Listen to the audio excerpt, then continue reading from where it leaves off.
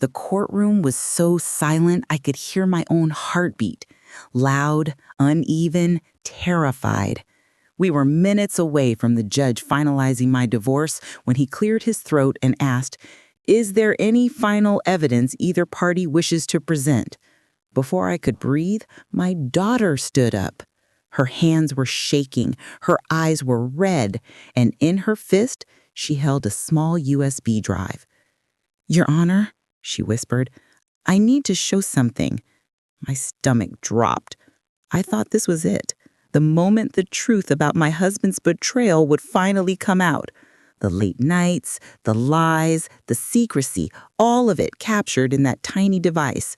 But when the video started playing, my entire world cracked open. I had no idea the man I was about to destroy was the only one silently saving us. If someone had asked me a year ago what my marriage felt like, I would have said steady. Not perfect, not cinematic, but warm. Like a soft light always waiting for me at the end of the day. My husband, Daniel, wasn't the grand romantic type, but he was consistent, reliable. The man who brought home my favorite coffee when I was stressed. The man who rubbed my shoulders at the sink on nights I cooked too long. The man who whispered, "I've got you," when life felt heavy. But looking back, I can pinpoint the exact moment when that warm light began to flicker, and I didn't even notice it happening. It started small, almost invisible. Daniel began coming home later than usual. At first, it was an extra 30 minutes at work, then an hour, then entire evenings where I sat alone at the dinner table, staring at a plate of food that grew cold before he ever walked through the door. And when he finally did, he barely said a word.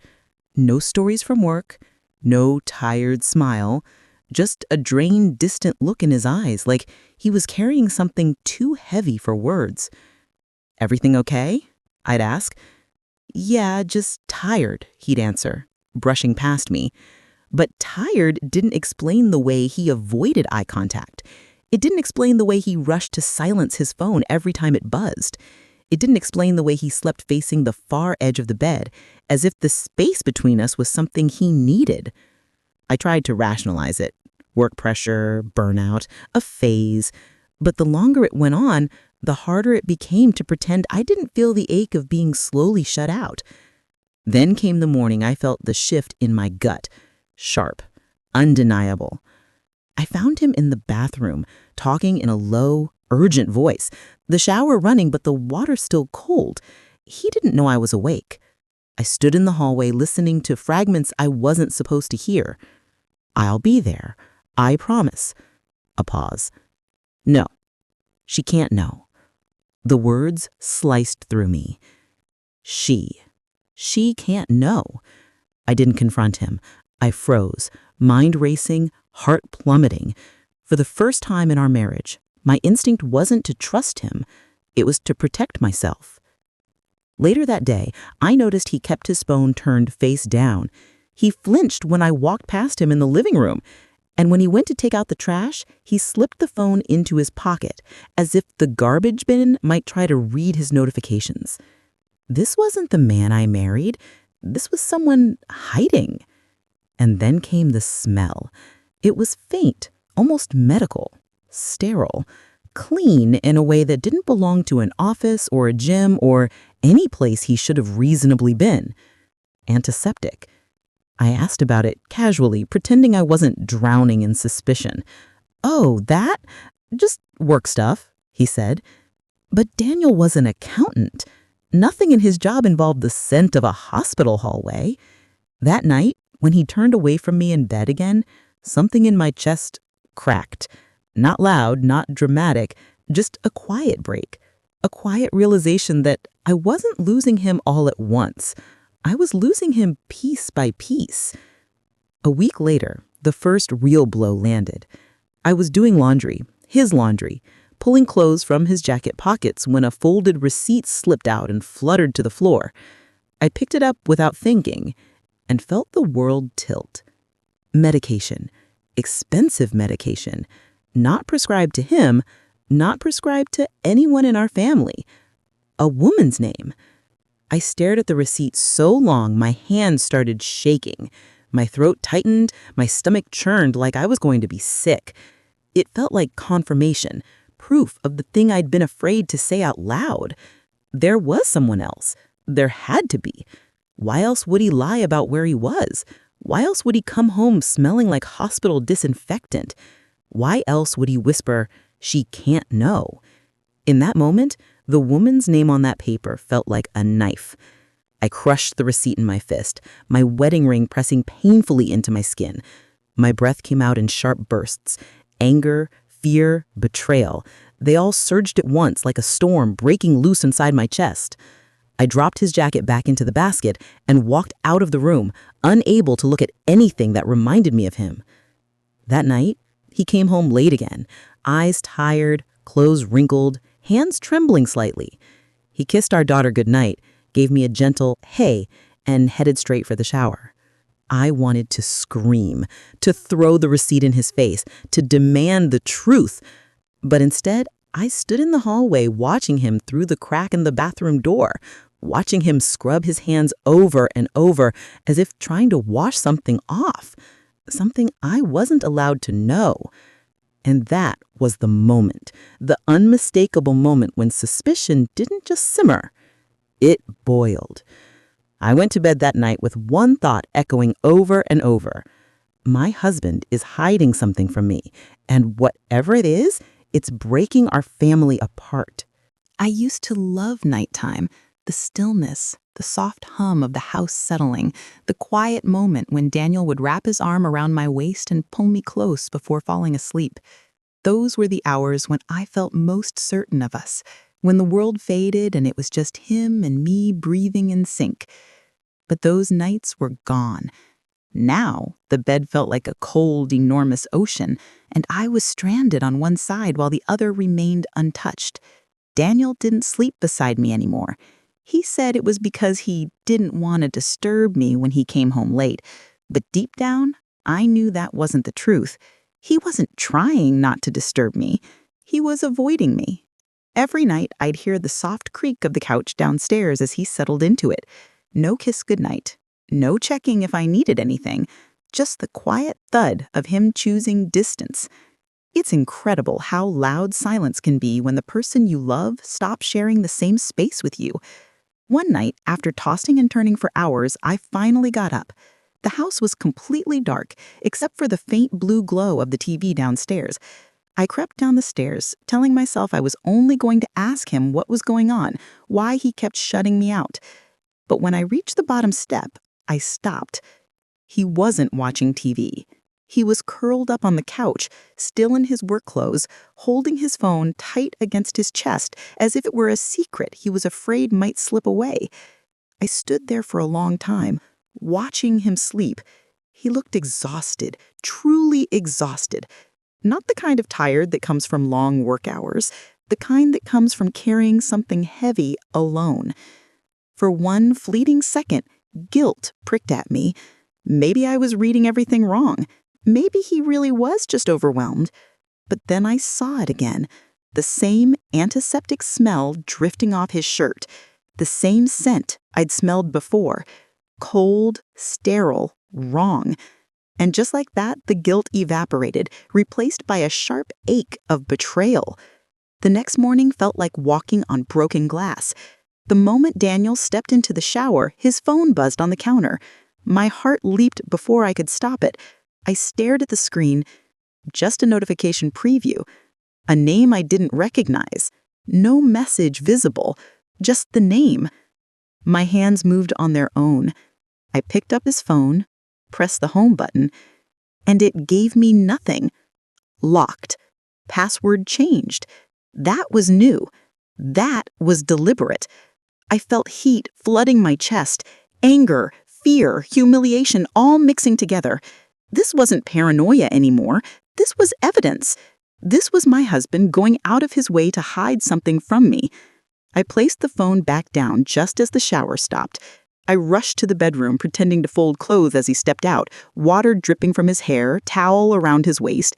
He didn't look at me, didn't smile, just grabbed his phone, checked it instantly, then slipped it into the pocket of his jeans like it needed protection. "Morning," he said softly. His voice used to warm me. Now it felt like static. "Morning," I replied, keeping my back to him so he wouldn't see the hurt. He left early again. Didn't say where, didn't say when he'd be back. Hours later, I overheard him again. It was evening. He thought he was alone in the hallway, leaning against the wall, whispering urgently into the phone. He didn't see me in the kitchen doorway. "I'll be there. I promise." The same words I'd heard before. A knife-like familiarity. He said it gently, tenderly, like he meant it. I felt something crumble inside me. He never talked to me like that anymore. Not lately. Not for months. Meanwhile, our daughter Emma had grown strangely quiet. She used to be open, telling me every detail of her school day, showing me TikToks, asking for help with her hair. Now she avoided me the way Daniel avoided me. She looked tired too, and jumpy, like she was hiding something or carrying worry she didn't know how to share. One night, I found her curled up on her bed, staring at the wall. She didn't hear me come in. "Sweetheart, are you okay?" I whispered.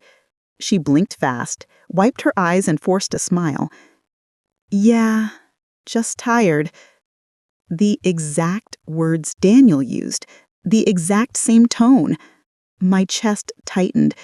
Was she lying too? Did she know something about her father that I didn't? Was I losing her as well? I sat at the edge of her bed, hoping she'd open up, but she just reached for her blanket and rolled onto her side, her small body closing itself off from me. That night, lying alone in the cold bed, listening to Daniel settle on the couch downstairs and Emma's soft sobs behind her door, a terrifying thought took root. I was losing them both, and I had no idea how to stop it. I used to think pain had a sound, a crack, a thud, something sharp or sudden. But over the next few weeks, I learned the truth. Pain is quiet. It slips into the spaces between two people who used to love each other effortlessly. And it happened every weekend. He kept leaving, early, before sunrise. The first Saturday, I thought it was work. The second, I thought it was an emergency. By the third, I stopped pretending. "Where are you going?" I asked, trying to keep my voice calm. He didn't look at me. That hurt more than the question itself. "Just something I need to take care of," he muttered, grabbing his jacket. Something. Something that didn't include me, his wife. Something that made him avoid eye contact, avoid conversation, avoid us. He left without kissing our daughter goodbye. I watched the door close, the silence swallowing our home. When he returned, he wasn't the same man who left. He came back looking like someone had drained the life from him. Eyes tired, jaw clenched, shoulders heavy, like he'd been fighting something or someone. "Are you okay?" I asked once. He gave me a small nod. "Fine." But he wasn't fine. And neither was I. Weekend after weekend, it repeated. Leave early, come back exhausted, say nothing, shut down emotionally. He didn't touch me anymore. He didn't even sit on the couch next to me. Our dinners became quiet, tense, painfully short. I'd try to start conversations. He'd end them with a shrug or a sigh. It felt like living with a stranger who knew how my heart worked, but didn't care to touch it anymore. The confrontation. I broke before I expected to. One Saturday evening, he walked in at dusk. His shirt was wrinkled. His hair looked like he'd run his hands through it 100 times. He smelled like cold air and sweat. "Enough," I said, stepping in front of him before he could escape into another room. "We need to talk." He froze. For a moment, I thought he'd finally open up, finally explain, finally let me in.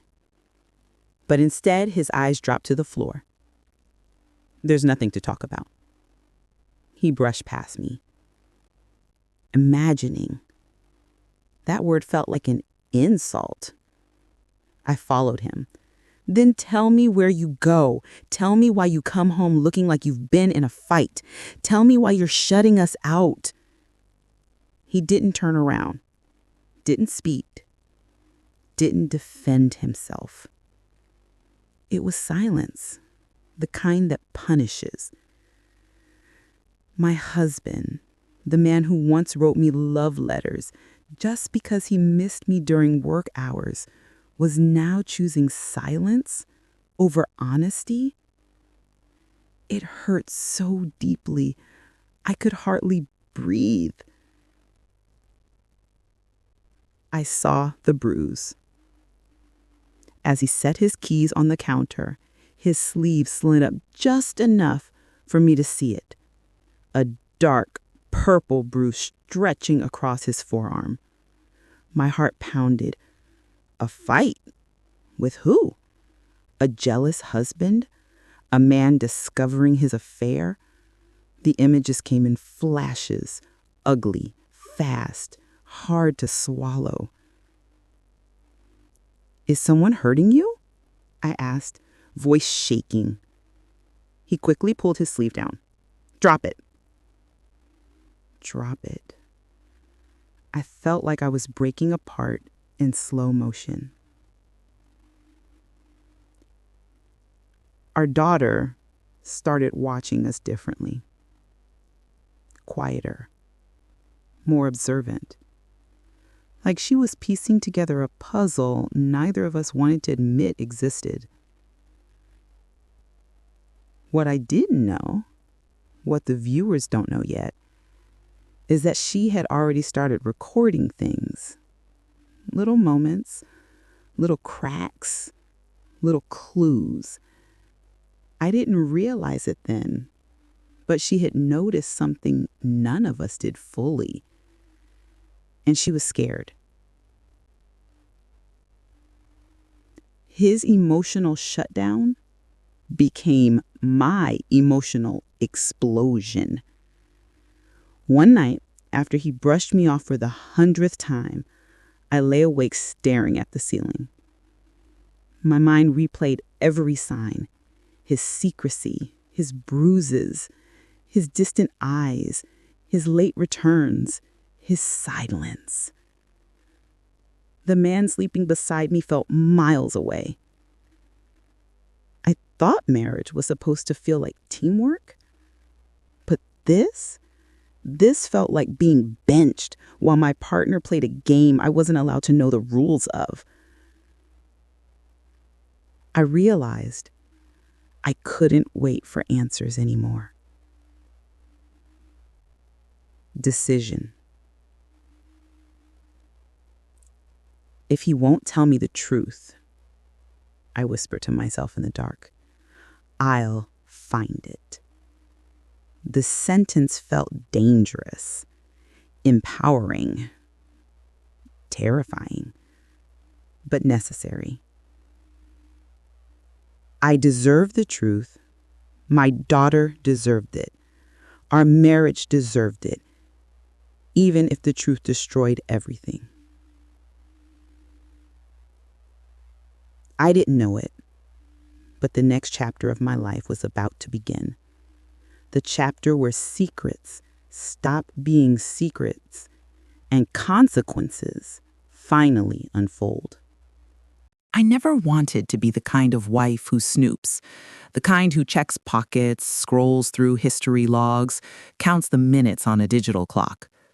But love changes when fear moves in. And fear, it makes you do things quietly, secretly, shamefully. I waited until he fell asleep that night. Deep, exhausted sleep, the kind where his breathing grew slow and heavy. My hands trembled as I slipped out of bed. I told myself I wasn't invading his privacy. I was defending my marriage, my daughter, my sanity. But even then, I didn't fully believe myself. The car mileage didn't lie. The next morning, after he left early again, I grabbed his spare keys and walked to the garage. I stared at the car for a long moment, that black sedan he loved so much, the one he kept cleaner than anything else in our house lately. When I opened the door, the cold air hit me like a truth I wasn't ready for. Mileage. Hundreds of miles more than the week before. Far more than his usual commute. Far more than just something he needed to take care of. My stomach twisted. I checked the trunk, the glove box, under the seats. Nothing obvious. No lipstick stains. No perfume scent. No forgotten scarf. But the absence of evidence sometimes feels like evidence itself. Maybe he was being careful. Too careful. Bank statements told a different story. Later, when I logged into our joint account, my chest tightened even more. There were multiple cash withdrawals, small ones, spaced out every few days, almost routine. $40, $60, $20, $80. Who withdraws cash like that anymore? Cheaters. That was the first thought that hit me. Cash leaves no trace. Cash buys secrets. Were these for motels, meals, gifts? I hated that my mind even went there. I hated even more that it made perfect sense. The receipts were the worst part. In the laundry basket, tucked into the pocket of a pair of jeans he rarely wore, I found 2 parking receipts, both from garages far from his workplace, both from weekends, both from hours he claimed he'd been running errands. I stared at them so long, the ink seemed to blur. I tried telling myself there must be a reasonable explanation. But how do you keep believing that when the evidence keeps stacking like bricks around your heart? I didn't notice my daughter standing in the hallway until I heard a soft sound, a muffled sniffle. She was wiping her eyes, pretending she hadn't been crying. My heart squeezed painfully. "Sweetheart, what's wrong?" She startled like I'd caught her stealing. "Nothing, Mom. I'm fine." But her voice cracked in the middle, betraying her. She walked away before I could reach her, and something about the way her shoulders shook broke me open. My daughter had always been cheerful, open, talkative. Now she was quiet, withdrawn, like she was carrying something heavy, just like her father. And just like him, she refused to tell me what it was. Nights grew heavier. At dinner, she barely touched her food. Homework that once took an hour now stretched into 2, 3. She sat in her room more often, headphones on, staring at her phone. At first, I blamed my husband's behavior for what she was feeling. But slowly, painfully, I realized something else. She wasn't just sad. She was scared. Once I walked past her room late at night and heard the smallest, quietest crying. Soft sobs she tried to bury in her pillow. It shattered something inside me. I wanted to hold her, ask what was wrong, fix whatever it was. But every time I asked, she said nothing. And the silence between us grew wider. 3 nights later, she approached me in the kitchen. Her eyes were red, her voice shaky. "Me? Mom?" "Yes, sweetheart?" She hesitated, then asked, "Do you think people do bad things for good reasons?" I froze.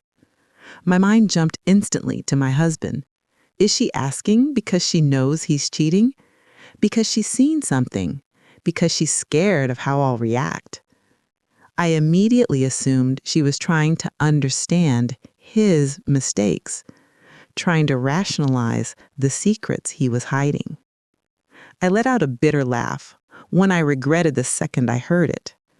Sweetheart, there is no good reason for someone to break their family's trust. Her face fell. I didn't understand why. For a second, she opened her mouth like she wanted to say something important, something she'd been carrying alone. But then she closed it again. Okay, she whispered, turning away. I watched her walk back down the hallway. Her shoulders hunched with a weight I didn't understand. I didn't know it then, but I had completely misunderstood her question. And that misunderstanding created a crack between us that would only deepen. In the days that followed, my daughter became distant. Less eye contact, shorter answers, a stiffness in her voice whenever I mentioned her father, a guardedness I hadn't seen since she was very young. Once I found her staring at her phone with tears in her eyes.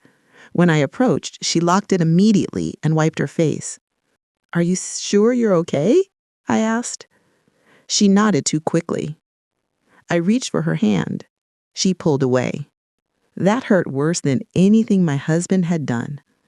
It made me feel like I was losing not one, but two people. And then the suspicion becomes obsession.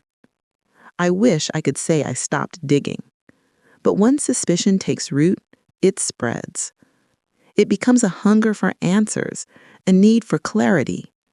I started keeping track of the time he left, the time he returned, the distance between receipts, the patterns in his mood, the amount of cash missing, the shifts in our daughter's behavior. Everything felt like a clue in a mystery I didn't ask to be part of. Every sign pointed to betrayal. Every detail screamed, he's hiding something. And every time my daughter cried, it only confirmed that something was deeply wrong. I didn't know the truth yet, not even close. But I knew one thing for sure. Secrets were killing our family, and I was done waiting for them to come to light on their own. Whatever he was doing, wherever he was going, whoever he was with, I was going to find out. Even if the truth destroyed the last pieces of the life I thought we had. That Saturday morning, I woke up with a tension in my chest that refused to ease. Daniel had left the house before dawn, just like every weekend for the past month, and I was fed up with being left in the dark. I didn't know why he was leaving. I didn't know where he was going. And I didn't trust that his silence was innocent anymore. I needed answers. I told myself I wasn't going to confront him yet, not today. I needed to see, to confirm, to witness whatever it was he was hiding. I waited in the shadows of the driveway, engine off, car idling just enough to hide my presence. I didn't notice how long I'd been sitting there until he finally pulled up in the black sedan, the one he kept obsessively clean. Daniel got out, keys in hand, coat over his arm. He didn't look around. He walked with the same purposeful stride he always had, the same quiet determination I used to admire. Except now, every step he took felt like a betrayal. I followed him, keeping a distance, heart pounding in my ears, every instinct screaming at me that I shouldn't be here, but curiosity, suspicion, and anger won out. He stopped in front of a small, unremarkable apartment building, tucked between a laundromat and a cafe, the kind of place you'd miss if you blinked while driving by. I watched him as he fished a key from his pocket and unlocked the door of Unit 3B. The door swung open, and he slipped inside. My chest tightened. Mistress. That word burned in my mind. Finally, proof, confirmation. I had followed him into her world. I wanted to march up those steps, knock, catch him red-handed. But something held me back. Fear? Shame? Pride? I don't know. Instead, I stayed hidden. My hand shook as I gripped the steering wheel, tears threatening to spill. And in that moment, I made a decision I'd regret for weeks. I drove home. Hours later, Daniel returned. He looked exhausted, shoulders slumped, eyes downcast. He didn't speak. He didn't meet my gaze. And that was enough for me to twist what I had seen into something sinister. It wasn't just the apartment. It was what he carried. He lifted a small bag from the trunk, black, rectangular, nothing flashy. I watched him closely, heart hammering, chest tight. The bag. It had to be what he had taken with him that morning. Overnight bag. For her. My mind filled with every story I'd heard, every secret I imagined. A weekend rendezvous, a hidden life, a betrayal, waiting to be uncovered. I couldn't stop the tears. I pressed my palms to my face in the car, gasping, shaking. How could he do this to us? To me? To Emma? I didn't see him place the bag down inside the apartment. I didn't see the pile of carefully packed hospital supplies next to the bed. I didn't see him life a medical kit, IV bags, and prescription bottles. His hands, gentle, tender, deliberate. All I saw was a man leaving an apartment with a bag. All I imagined was a man leaving an apartment with another woman. And in that instant, my heart shattered into pieces I didn't know could exist. I drove home in a blur. Tears stung my eyes. I felt sick. I felt betrayed. I felt like my entire world was built on lies. Emma was sitting at the kitchen table, coloring quietly. I didn't notice she was staring at me until I slammed the car door too hard. She flinched. "Daniel, are you okay?" she asked softly. I forced a smile that didn't reach my eyes. "Yeah, just a headache."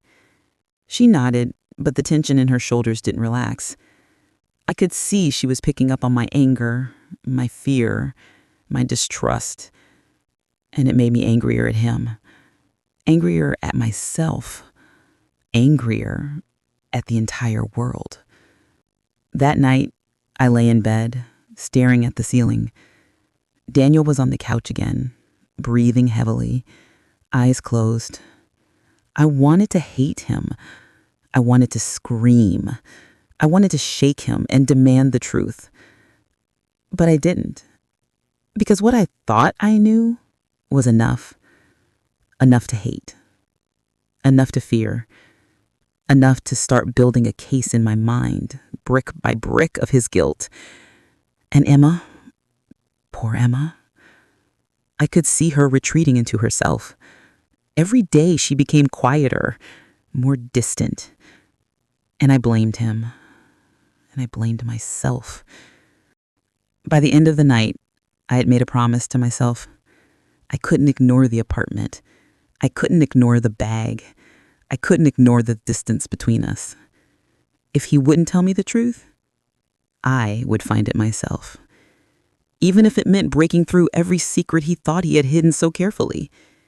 Even if it meant tearing apart the life we had left. Because the cracks in our marriage weren't going away. They were whitening. And sooner or later, something had to give. I never imagined myself here, sitting at the kitchen table, hands trembling, staring at a pile of paperwork that would end the life I thought I had built, filing for divorce. The word felt sharp, heavy, like it had been carved into my chest. And yet, as I held the pen and signed my name, a strange sense of relief coursed through me. Relief that I was finally taking control. Relief that I was no longer trapped in the constant cycle of suspicion and doubt. And yet, relief mixed with something darker. Guilt. Because the moment I filed the papers, Daniel came home early. I wasn't expecting him. I was sorting Emma's schoolwork, tears streaking my cheeks from exhaustion and tension. When he opened the door, the weight in the air shifted. His eyes widened. Shock, confusion, hurt. A quiet plea I couldn't decipher. His silence. He didn't yell, didn't argue, didn't beg. He simply stood there, shoulders stiff, eyes searching mine, as if asking for an explanation that couldn't be spoken. I filed, I said, voice shaking. I can't do this anymore. He nodded slowly, still silent, as though my words were a verdict he had been waiting for but had feared for months. He didn't fight, he didn't shout, he didn't storm away. He just accepted. And that made it worse. If he had yelled, I could have stayed angry. If he had begged, I could have held on. But this quiet acceptance, it left me raw, exposed, and helpless. Emma's withdrawal. Our daughter, Emma, had been acting distant for weeks, but after that day, it worsened.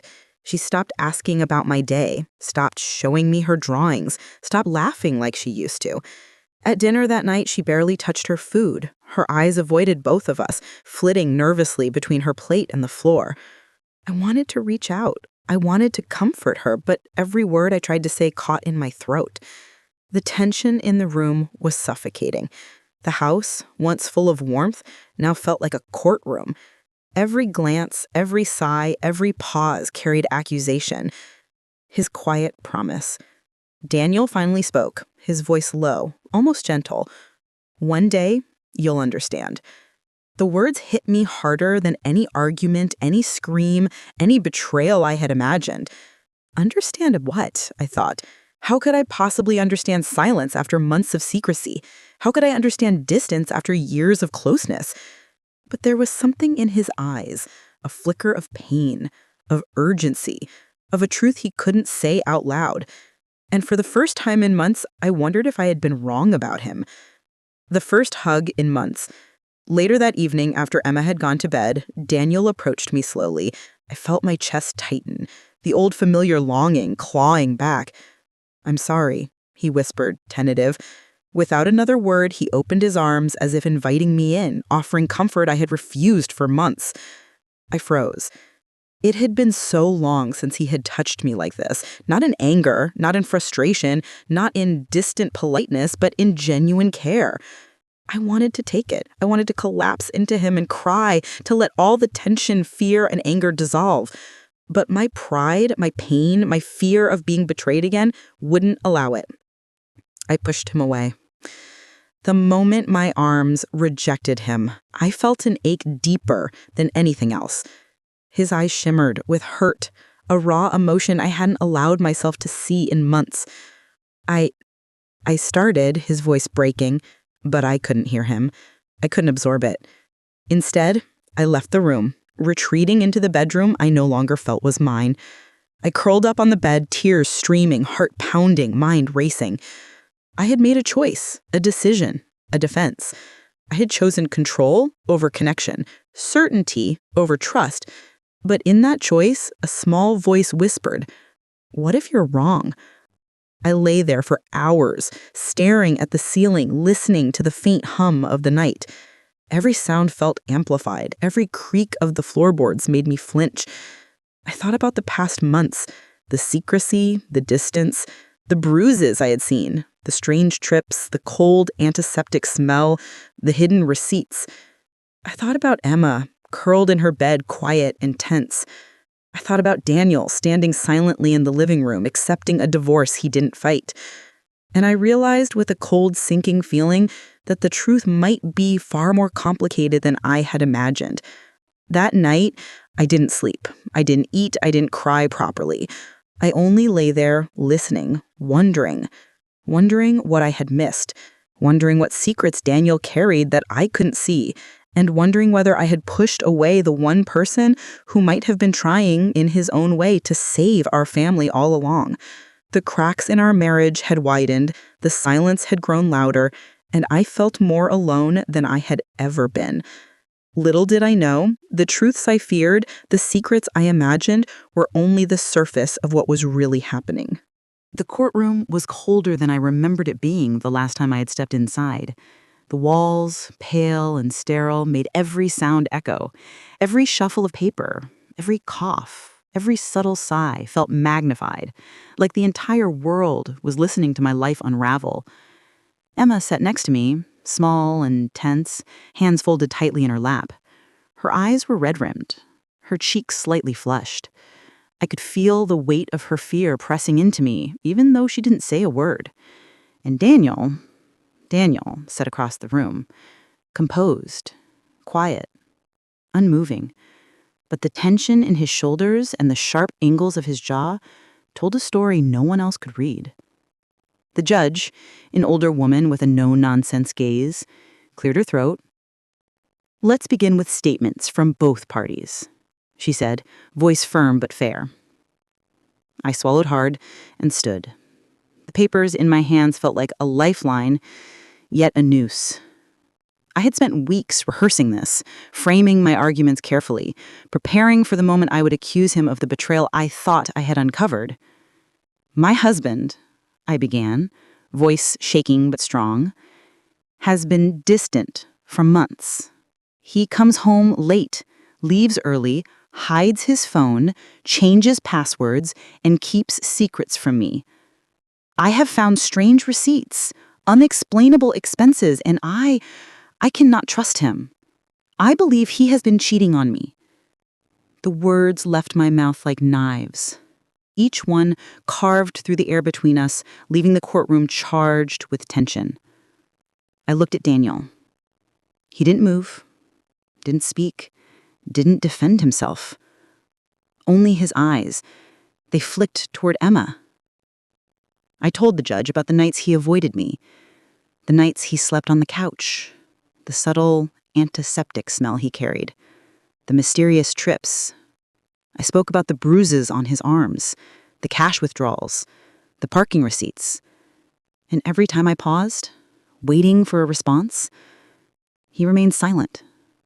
My heart felt heavy with vindication, but also something I couldn't name.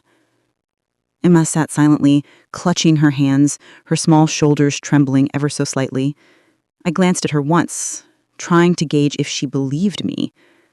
Her eyes were downcast, her lips pressed tightly together. She wasn't nodding. She wasn't confirming. She was watching, quietly, painfully.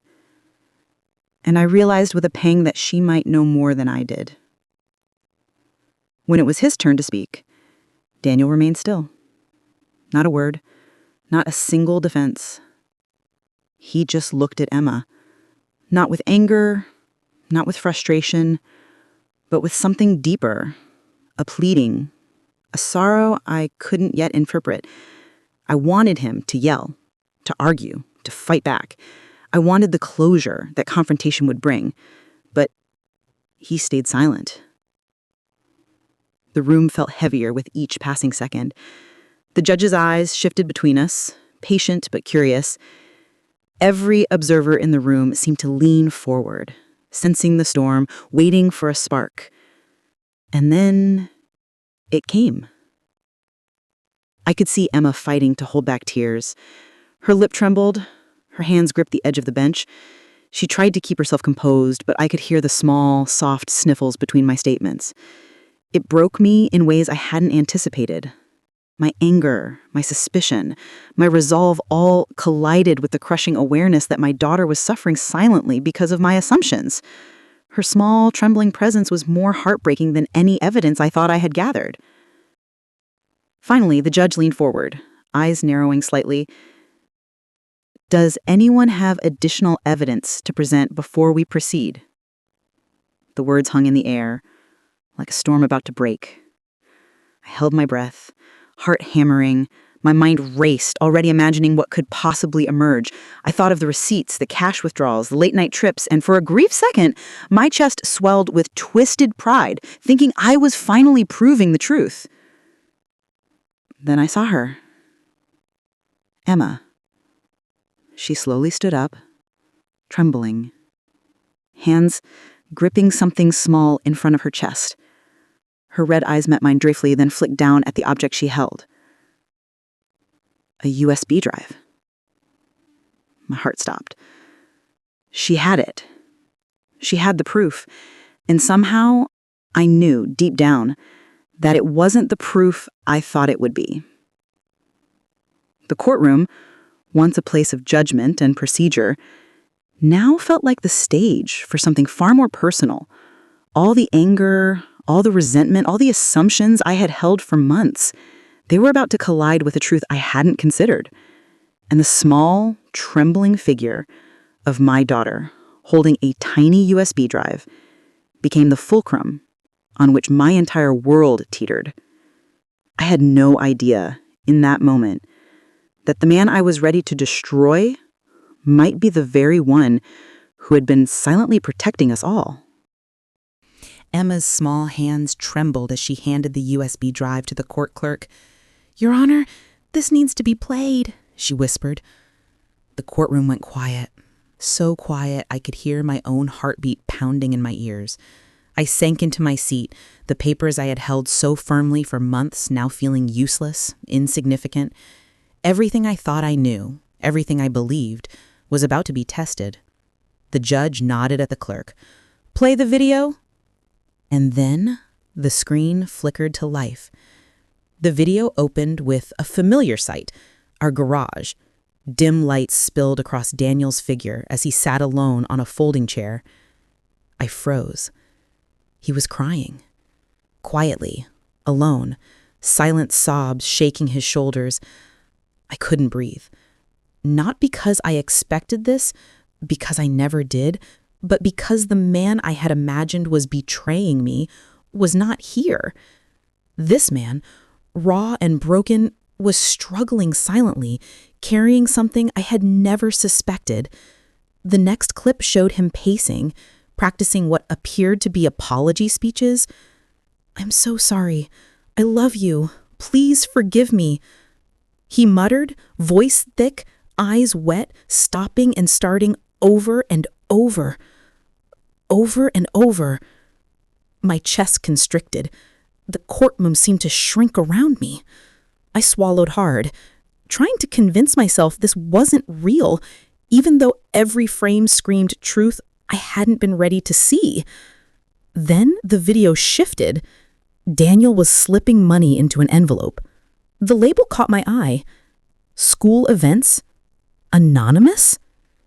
He was quietly paying for our daughter's school projects, sports fees, and events without anyone knowing. I had accused him of betrayal, of selfishness, of lying, and here he was, giving, supporting, sacrificing, silently. Every accusation I had hurled, every assumption I had nurtured, began to crumble. Next footage showed Daniel sitting in our living room, phone in hand. Our angry voicemails played softly from the speaker. The voicemails were mine, harsh, demanding, questioning, and he listened quietly, not shouting, not answering, not defending himself, just listening, pain etched into every line of his face. "I can't respond," he muttered to himself in one clip. "Not yet, not until they understand." And for the first time, I realized silence wasn't avoidance. Silence was protection. Another clip appeared. Daniel sat alone in our living room, holding a medical bill in his hands. He traced the numbers with a trembling finger, reading and rereading. His face was etched with worry, exhaustion, pain. He whispered softly, almost to himself, "I'm losing her, and I can't tell her why." My hands began to shake. My body felt hot, cold, unsteady all at once. I leaned forward, squinting at the screen. Everything I had feared about him was wrong. Footage showed him stepping outside at night, walking the streets alone, hands in his pockets, shoulders slumped, deep breaths, long sighs, almost meditative. He wasn't hiding someone else. He was trying to survive his own heartache. He was trying to manage the pain he couldn't share with me, the guilt he couldn't explain. Every night, carrying burdens I had misread as betrayal, he walked to clear his head, to calm his racing mind, to stay strong for our daughter. I stared at the screen, unable to blink, unable to think. unable to reconcile the man I had accused with the man on video. Every single accusation I had made, the secrecy, the late nights, the bruises, the strange trips, now seemed like a misinterpretation. I could feel my face burning, tears blurring my vision. My heart pounded so hard I thought it would break through my chest. The courtroom seemed to fade around me. The whisper of the judge's voice, the shuffling papers, the slight coughs. Nothing registered. All I could see was him. The truth revealed in fragments. Emma had recorded him in ways I never would have dared to imagine. Sitting quietly in the garage, heartbroken, practicing apologies, trying to find the words that couldn't be spoken, handling money for school anonymously, listening to my angry voicemails without retaliation, holding medical bills with hands that trembled with responsibility, walking at night to manage his pain. I had assumed betrayal. I had assumed deception, and every assumption was shattered. Then the words struck me hardest of all. On screen, Daniel whispered softly, voice breaking, eyes glistening with unshed tears, "I'm losing her, and I can't tell her why." I felt my knees go weak. I wanted to scream. I wanted to fall forward, to hug him, to beg for forgiveness. But I couldn't move. I couldn't speak. All I could do was watch, shaking uncontrollably. The whole courtroom was silent. Even the judge, who had been observing with professional patience, shifted in her seat. The other spectators were still, as if aware that the truth unfolding was far heavier than any legal argument. Emma sat quietly, small fingers gripping her lap. She looked at me once. Her eyes flicked briefly to Daniel, then back to the floor. She had known. She had known all along. And I hadn't. I couldn't hold back any longer. My hands shook, my chest heaved, tears streaming down my cheeks. I wanted to yell, to cry, to scream, to beg. I wanted to demand an explanation, to collapse into him, to make everything right. But the words wouldn't come. All I could do was realize the depth of my mistake. All the anger, all the suspicion, all the fear I had carried for months was based on misunderstanding, on assumptions, on misread signs. I had been ready to destroy the one person who had been silently saving us the entire time. As the video ended, I slumped in my seat. The courtroom seemed larger than before, empty in ways I hadn't noticed, heavy with the weight of truth. Daniel's eyes met mine, filled with something I couldn't name. Pain, sadness, relief, or perhaps all of them at once. Emma's hands remained folded, trembling slightly, as if holding herself together through the storm she had silently endured. And I realized, with a sob that shook me from the inside out, the life I thought I had lost was never what I thought it was. The man I had accused had been protecting us, loving us, and suffering silently all along. For the first time in months, I understood sometimes the people who seemed distant, secretive, or cold carried the deepest love in ways we can't see. And the truth is far more painful, far more beautiful, and far more heartbreaking than I could have ever imagined. The video continued, the screen flickering with the next sequence. And then my heart stopped. The apartment I had seen that Saturday, the one I had assumed was the home of a mistress, was shown in full light. It wasn't a lover's apartment. It was a hospice-like room. Dim, soft lighting, medical equipment tucked neatly around the walls, a small bed, carefully made, a chair beside it where Daniel sat day after day, and on that bed lay someone I didn't recognize at first. Someone frail, pale, clearly battling an illness that had sapped him of years in months. My stomach dropped. Daniel was feeding his brother, spooning soup gently into his mouth. He was bathing him, carefully supporting his trembling body in the small bathroom. He sat beside him during chemotherapy, holding his hand as the pain racked his brother's body. and whispering encouragements that were barely audible over the machines. Every act was quiet, tender, selfless. The man I had accused of betrayal, the man I had thought was hiding a mistress, was in fact caring for a dying sibling. I felt bile rise in my throat. The anger, the hatred, the frustration I had built over months came crashing down on me. I had been blind. I had been cruel. Then, the video captured a moment that pierced me to the core. The brother, weak and pale, spoke softly, voice trembling. "I'm sorry for being such a burden." Daniel's hand tightened around his brother's. His voice, rough with exhaustion and emotion, answered, "You're my brother. She'll never understand. She says she doesn't want any burden from my side." I couldn't breathe. She said she doesn't want any burden. I realized immediately the words I had spoken in my own bitterness, the words of anger, suspicion, and frustration had created the very silence I had been so angry at. Every harsh accusation, every assumption I had made, every time I had pushed him away, had built walls he couldn't climb over while still protecting us. The video continued, showing Daniel's final days with his brother. He was there, every moment, holding his brother's hand through pain and fear. In one scene, Daniel knelt beside the bed, sobbing quietly, head bowed. "I'm sorry I can't come tomorrow. She thinks I'm cheating." The sound of his voice broke me.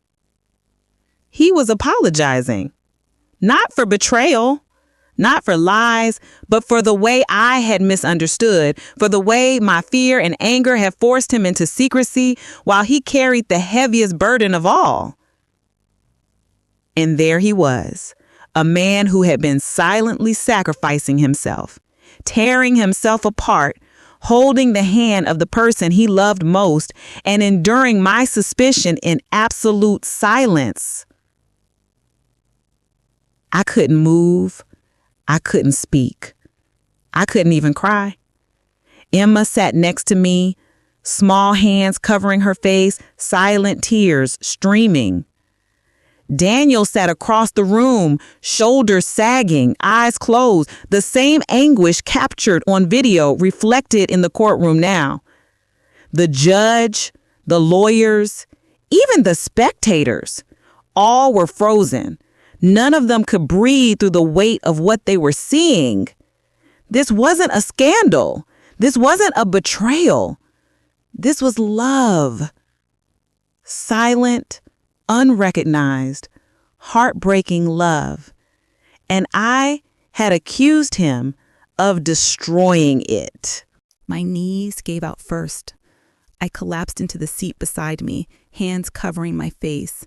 I shook uncontrollably, body racked with sobs I hadn't allowed myself to release in months. "Emma, I'm so sorry," I whispered between sobs. She peeked through her fingers at me, tears still streaming down her small face. I couldn't look at Daniel. Not yet. I was too ashamed.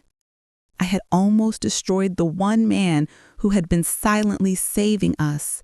I had pushed away the love and the devotion that had carried our family through months I hadn't understood. Through the haze of tears, I saw it clearly. The trips. He had been visiting his dying brother. The late nights. He had been at the hospital or apartment, supporting him through pain and treatment. The bruises. The chemotherapy equipment. The strain of lifting a frail body. The exhaustion of caregiving. The secrecy. He had stayed silent to protect me from worry, to protect Emma from fear, to protect his brother from being a burden. Every misinterpreted action, every assumed betrayal, every tear I had shed in suspicion was now revealed as my misunderstanding. I curled into myself, shaking as the video ended, The courtroom remained silent, the air thick with a mix of awe and heartbreak. Daniel's head remained bowed, hands clasped tightly in his lap, tears rolling down his face. Emma's hand slowly reached out to hold mine, a small anchor in the chaos of truth. I was wrong, I whispered, voice breaking completely. I thought you were betraying us. Daniel finally lifted his head, eyes wet, but soft. He said nothing. He didn't need to. His suffering, his sacrifice, his silent devotion spoke louder than any words could. I realized, fully, the enormity of my mistake. I had almost destroyed the family that was quietly surviving because of him. I had almost torn apart the man who had carried more pain than I could have imagined. And the final clip of the video, showing Daniel sitting beside his brother, holding his hand and sobbing, "I'm sorry, I can't come tomorrow. She thinks I'm cheating." It was not just a moment of grief. It was a revelation of everything he had been through, a truth so pure, so raw, so devastating it left me gasping for air. I stayed there, tears streaming, body shaking, heart shattered, and rebuilt all at once. Emma leaned against me, silent but present. Daniel sat quietly, still holding himself, still broken, still devoted. And I understood, truly, completely, painfully, that love isn't always loud. Sometimes it is quiet. Sometimes it is hidden in sacrifices, in pain endured alone, in burdens carried without complaint. Sometimes it is a silence that speaks louder than accusations, louder than assumptions, louder than months of fear and misunderstanding. And I, in my ignorance and anger, had almost destroyed the man who had been silently saving us all along. The courtroom remained frozen, but inside me, everything shifted. Everything changed. The courtroom felt impossibly heavy. Even after the video ended, even after the truth was laid bare, silence lingered like a dense fog. I couldn't breathe properly. Every heartbeat felt too loud. Every breath felt too shallow. I looked at Daniel. He was still seated across the room, head bowed, shoulders tense, tears still running silently down his face. He hadn't spoken. He hadn't defended himself. He simply existed there, quietly enduring the weight of everything I had accused him of. And suddenly, the weight of my own guilt crashed down on me. I stood. My legs shook so violently I thought I might collapse. I cleared my throat, but the words stuck. My hands trembled as I gripped the edge of the podium. "Your Honor, I need to say something," I stammered, voice catching in my throat. Tears blurred my vision, and I could barely see Daniel through the haze of my shame. I was wrong, I managed, words trembling. I accused him, accused my husband of things he never did. I doubted him. I judged him. I almost destroyed the family that he has been silently protecting the entire time. I broke down completely, tears streaming freely now, chest heaving with every sob. "I'm so sorry, Daniel. Please forgive me." The courtroom was still. Everyone was watching, but all I could see was him. He lifted his head slightly, eyes wet but soft, unwavering. His voice, quiet but steady, cut through my storm. I never blamed you." I froze. Those words were gentle, forgiving, almost impossible to believe after months of fear and misunderstanding. All my anger, all my resentment, all my assumptions dissipated in an instant. I wanted to reach across the aisle and collapse into him, but pride, fear, and shame kept me rooted to the spot. The judge cleared her throat, breaking the spell in the courtroom. Given the evidence and the emotional revelations just presented, I am halting the divorce proceedings. She said, her voice firm but compassionate. A murmur ran through the courtroom, but I didn't hear it. All I heard was my own heartbeat, loud and frantic, echoing in my ears. I looked at Emma. She was beside me, small hands clutching mine tightly, tears streaking her cheeks, and for the first time in months, she smiled through her tears. I felt her arms wrap around me in a hug I hadn't realized I'd been craving for so long. I clung to her, sobbing into her hair, letting every ounce of regret and shame pour out. I turned back to Daniel, voice shaking, barely audible. Daniel, I don't deserve it, but please forgive me. I was blind. I was selfish. I almost destroyed everything you've been protecting for us. He didn't respond immediately. He simply sat there, eyes soft, hands folded, as if waiting for me to truly understand the enormity of what I had done. I pressed on, desperation breaking through my fear. Please, I need you to forgive me. I need us to be a family again. I don't know how I can ever make this right, but I will try. I promise. I swear I will try. Daniel remained quiet. Not cold, not angry, not dismissive. Just quiet.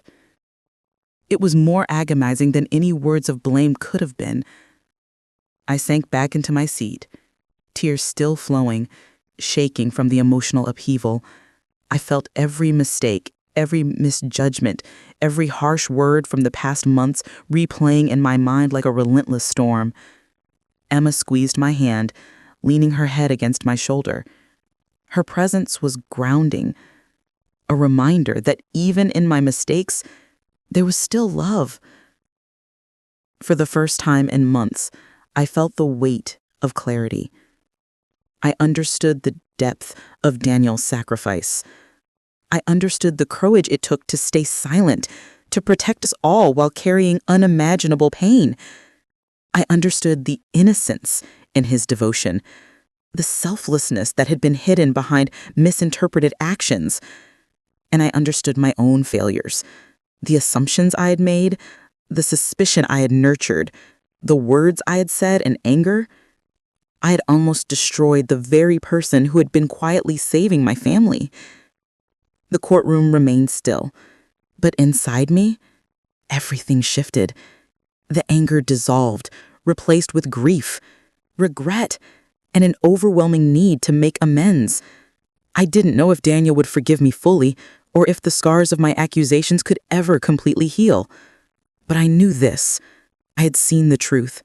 I had faced my mistakes, and I would spend every day trying to honor the love, sacrifice, and devotion I had once taken for granted. For the first time in months, I felt something I hadn't allowed myself to feel. Hope. Hope that one day, our family could be whole again. The days after the courtroom revelation felt surreal, like walking through a world I'd been seeing for the first time. I could no longer see Daniel through suspicion or fear. Every glance, every gesture, every silence now carried a weight of meaning I had missed before. I knew I had to see the apartment he had cared for so tirelessly, his brother's apartment. I needed to understand, to witness, to grasp the quiet magnitude of what I had been blind to. The door creaked softly as Daniel unlocked it for me. The room smelled faintly of antiseptic and old books, quiet and solemn. Sunlight filtered through the small window, illuminating the corners where he had set up a small hospital bed, chairs, and equipment for his brother. Photos lined the shelves, smiling faces of his brother before illness, Daniel at various family gatherings I had never seen, Emma as a toddler with him. I had never known this side of him, never understood the depth of care he had silently poured into our lives and into the life of someone else who had needed him desperately. I felt my chest tighten. Tears stung my eyes. I whispered, "I'm so sorry, Daniel." He didn't speak immediately. He only let me look around, letting me absorb what I hadn't understood before. And then he finally sat beside me, shoulder brushing mine, a small, tentative gesture that spoke more than words. "I couldn't tell you," he said softly. "Not then. I thought it would only hurt you, and I didn't want to be a burden. I thought you'd never understand." I reached for his hand, my own trembling. "I didn't understand," I admitted.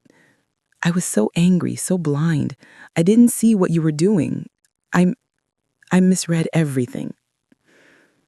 He gave a small nod, a fragile, forgiving nod that broke me further. We didn't need more words. Our shared silence carried the weight of reconciliation. Emma clung to me as we left the apartment later that day, little hands pressing against my arms. "I'm glad it's over, Mom," she whispered, her voice shaky but relieved. Watching her small face, I realized how much of this had weighed on her, how silently she had carried her own fears and confusion. She had known more than I realized, recording the video, showing the truth without ever saying a word. I hugged her tightly. "I'm glad too, baby." "We're going to make this right," I murmured. And for the first time in months, the three of us, Daniel, Emma, and I, felt a fragile but growing sense of togetherness. That evening, we made the decision to restart family counseling. Not just for Emma, not just for me, not just for Daniel, but for all of us. To rebuild trust, to speak openly, to learn how to carry burdens without fear or suspicion. Daniel sat quietly beside me as I called the counselor, agreeing to sessions. It was slow, careful progress, but every small step, the tentative smile he gave, the small laugh Emma let slip, the quiet moments of understanding between us felt monumental. As I tucked Emma into bed that night, brushing a stray lock of hair from her forehead, I watched Daniel sitting in the living room, his hands folded calmly, watching us. The quiet devotion that had once been hidden behind misunderstood silence was now visible in every gesture, every glance, every small act of care. I realized something I had never understood before. Sometimes the person we think is breaking us is the one holding us together. And in that moment, with our daughter asleep, our hearts slowly opening again, and the weight of misunderstanding finally lifting, I allowed myself to believe that maybe, just maybe, we could rebuild what I had almost destroyed. The road ahead would not be perfect. There would be challenges, tears, and setbacks. But for the first time in a long time, hope outweighed fear. Love outweighed anger. And forgiveness, quiet, fragile, but real, was finally possible. We had almost lost everything, but in understanding, in truth, and in the courage to see beyond our assumptions, we had found a way back to each other. In the end, healing didn't happen in a single moment. It happened in small, steady steps. We learned that love isn't about perfection. It's about choosing each other even when everything feels broken. I realized how easily fear can twist the truth and how blindly believing pain can destroy the people who die to protect us. But I also discovered that forgiveness, when given freely, can rebuild what guilt tried to tear apart. Never let assumptions speak louder than the people who love you. Sometimes the person you fear is hurting you is the one fighting hardest to hold your family together.